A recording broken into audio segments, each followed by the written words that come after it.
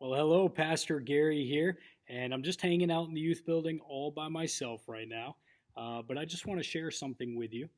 It's not necessarily a formal devotion, as it is more just something I came across in my daily reading this morning. And it's in the book of Exodus.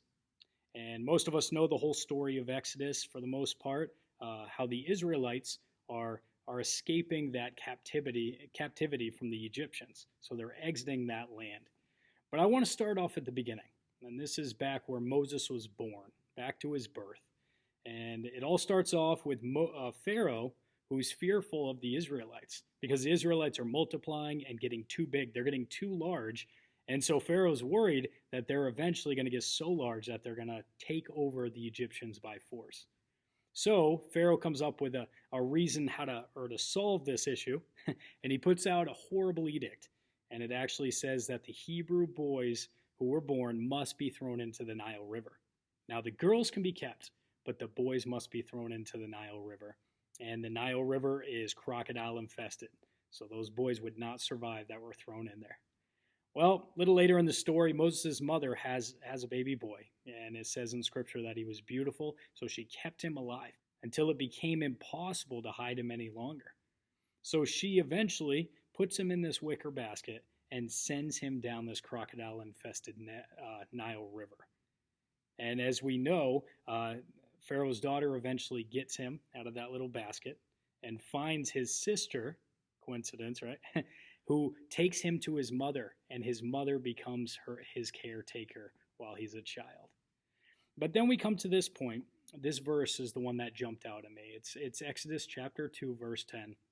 And it simply says, "The child grew, and she brought him to Pharaoh's daughter, and he became her son."